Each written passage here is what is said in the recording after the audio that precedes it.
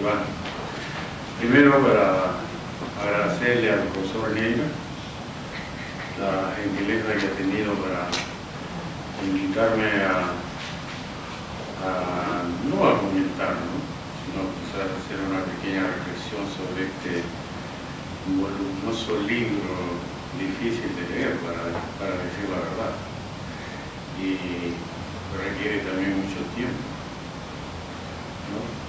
Yo no he terminado de leer aquí. Demasiado pesado. Mire, yo recuerdo... Tampoco.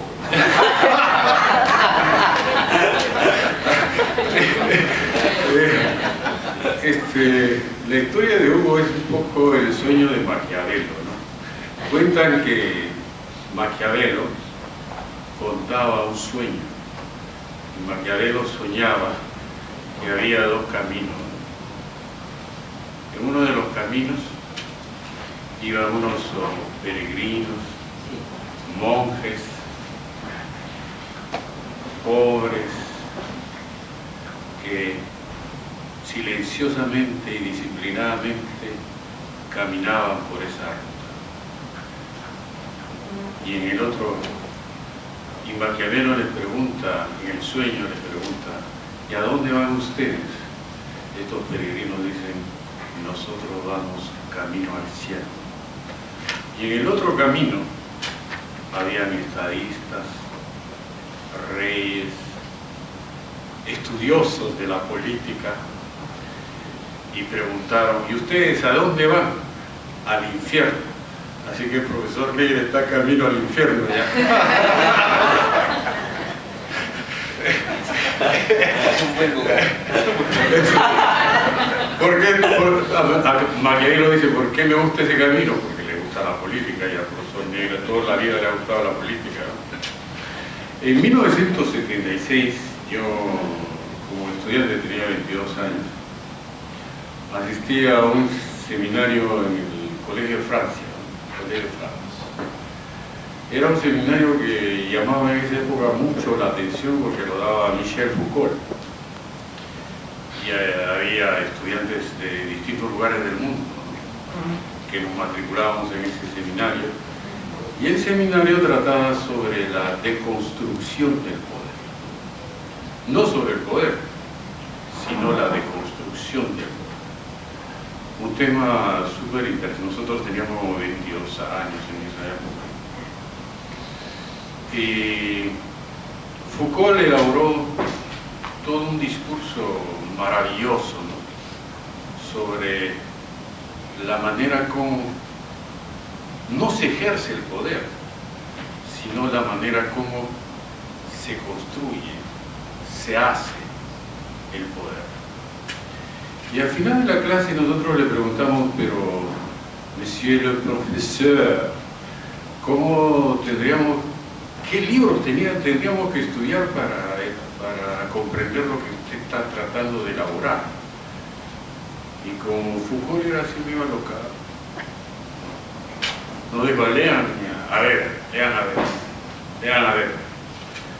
Bueno, con unos amigos fuimos a leer a Weber, y después de darle muchas vueltas a Weber a los 22 años, porque yo no estudié ciencia política, sino que yo estudié antropología, descubrimos las tres racionalidades de Weber. Y una de las racionalidades es la racionalidad política. Y la racionalidad política en Weber es la racionalidad mecánica.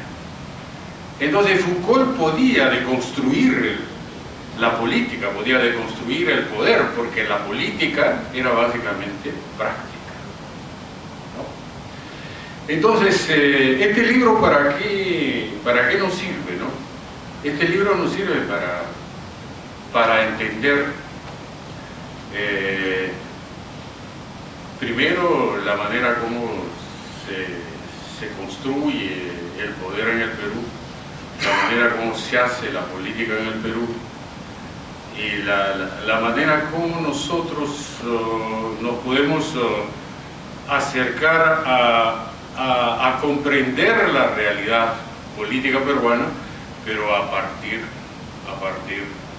de una base teórica, ¿no? Entonces el libro nos hace un recorrido teórico bastante rápido, pero bastante práctico a la vez, porque en vez de leer tantos libros que ha leído el profesor Neira, nos da pues en un solo libro todas las principales tesis, conceptos de tantos autores, ¿no?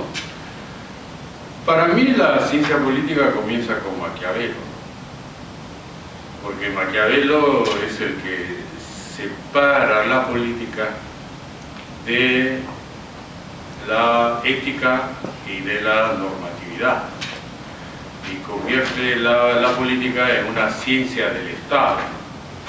El libro trata más o menos sobre lo mismo, ¿no? O sea, trata sobre estos conceptos fundamentales, ¿no? Estado, poder, complementa su libro con nación, ¿no? Que es esta relación entre política y sociedad, ¿no? Porque de eso trata en realidad el libro, ¿no? Sobre política y sociedad. El libro trata sobre, privilegia un concepto, que es el concepto de política, ¿no? Los discursos, los poderes, las ideologías, etc. Y en su otro libro trata sobre lo que es el otro concepto, nación, sociedad, etc. Entonces el libro lo que a mí me provoca es formularme preguntas antes que comentar el libro, porque comentar el libro es bastante complicado. Me formula una pregunta, por ejemplo, que yo se la planteo acá al profesor Neira, ¿no? ¿Qué es lo que está pasando en el Perú cuando nos damos cuenta que la sociedad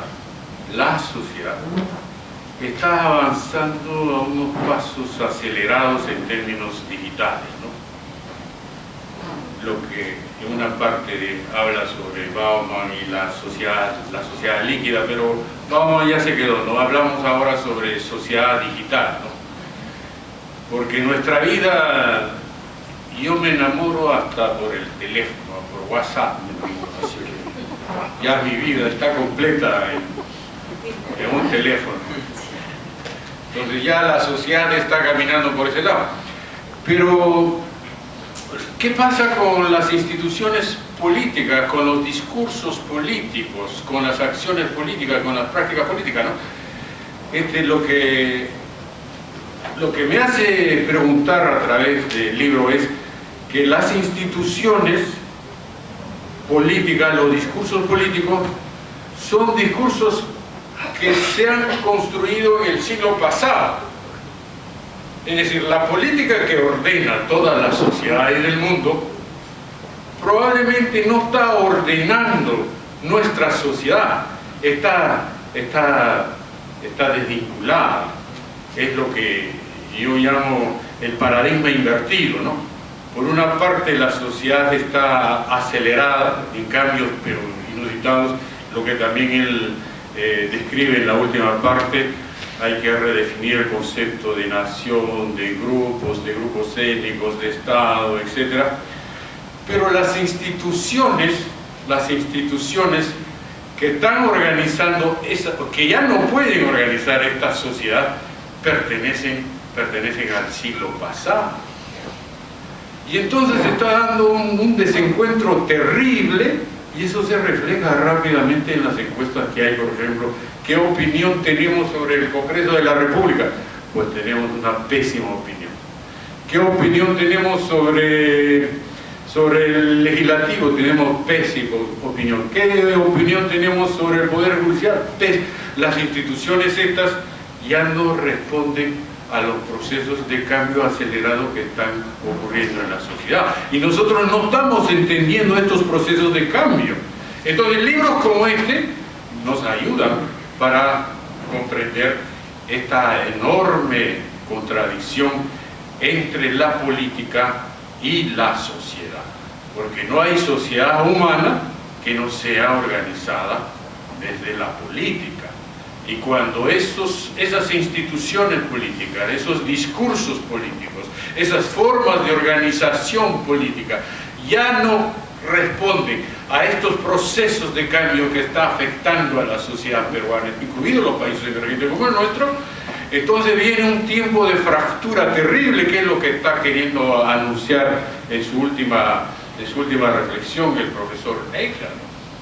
Estamos un poco camino al desempeñadero, porque estas instituciones no están organizando esta sociedad en cambio. En cambio, se está desencontrando la política con la sociedad.